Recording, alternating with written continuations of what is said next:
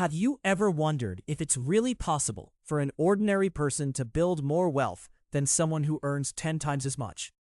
Well, this is exactly what happened between a waitress named Sara and her millionaire boss.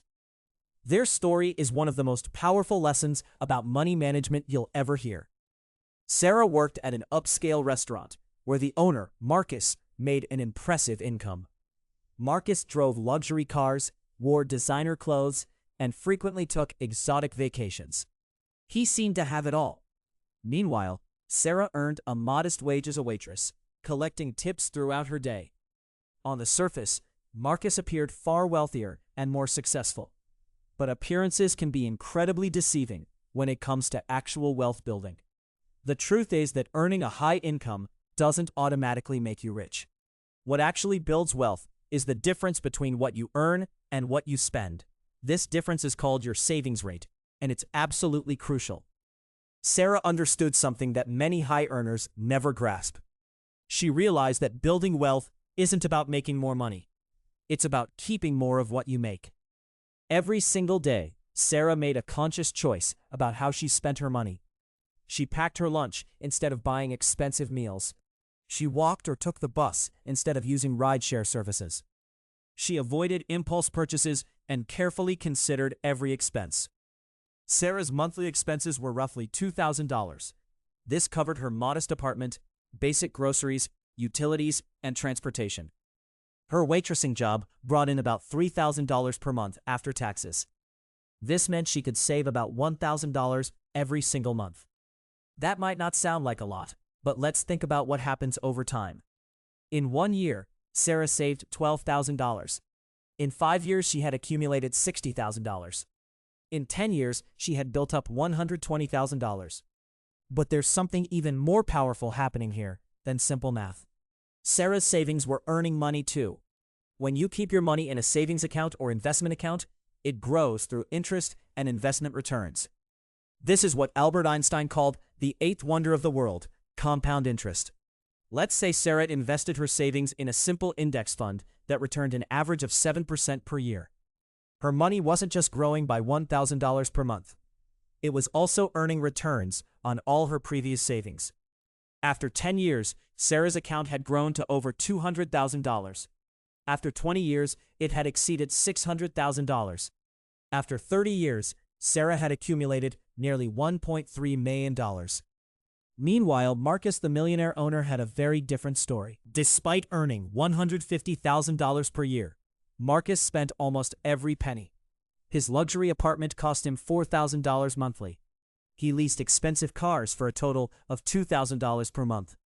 Dining out and entertainment expenses ran him another $3,000 monthly. His expensive vacations cost him $5,000 every single year.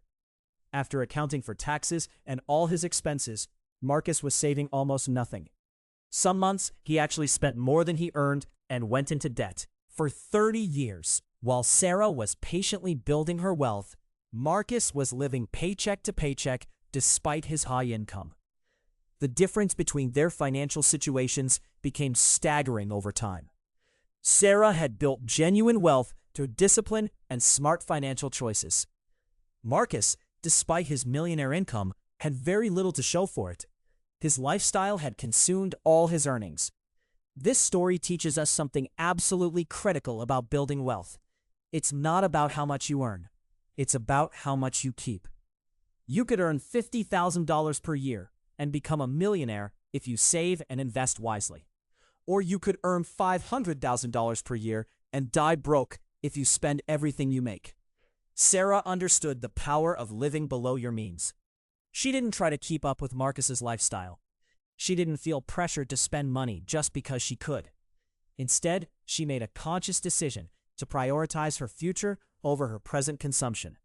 This is the real secret that wealthy people know. They delay gratification.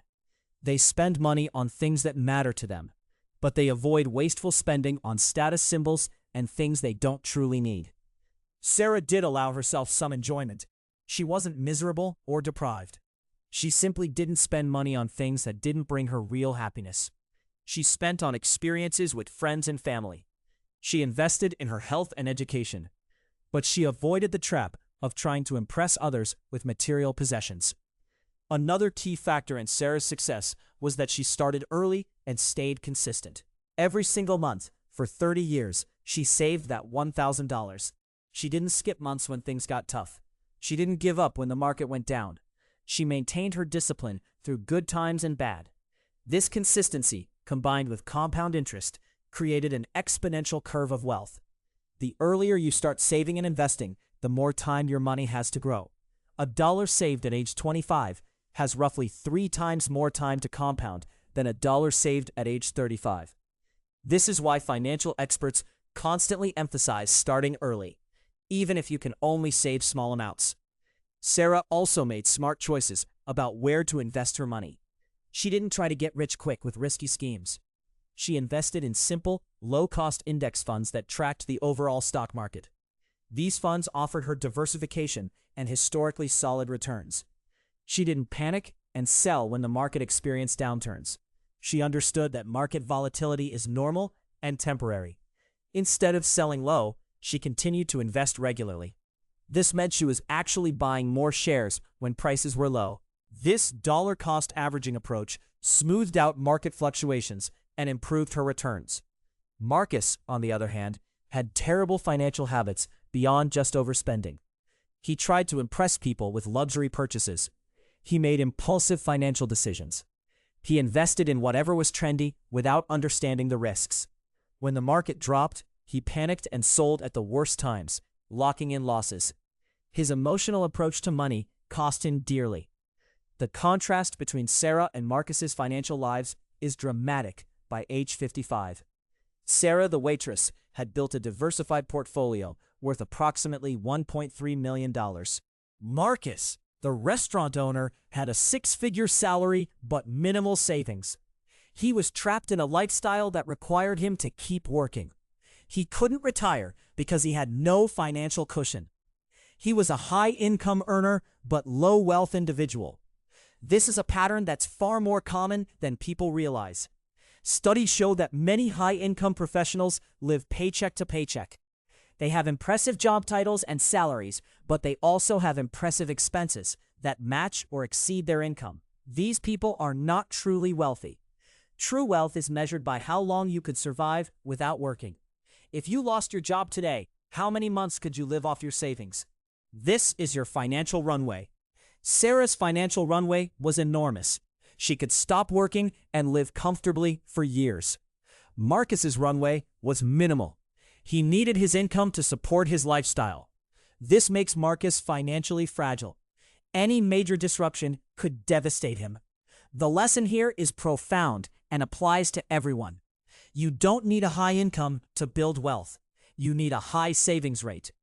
A high savings rate comes from 2 things: earning a decent amount and spending less than you earn.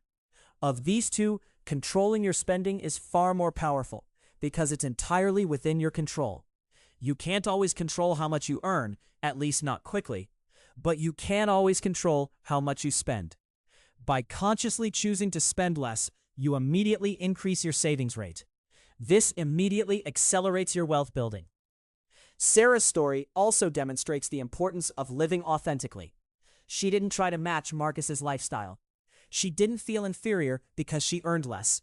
She made her own choices based on her values and goals. This authenticity freed her from the constant pressure to spend money on status symbols. It allowed her to focus on what truly mattered to her. In the end, Sara achieved something remarkable. Through discipline, consistency, and smart financial choices, she built genuine wealth. She proved that your income doesn't determine your destiny. Your decisions do. You have far more control over your financial future than you might realize. It all comes down to making one simple choice: spending less than you earn and investing the difference. Start today, stay consistent, and let time and compound interest work their magic.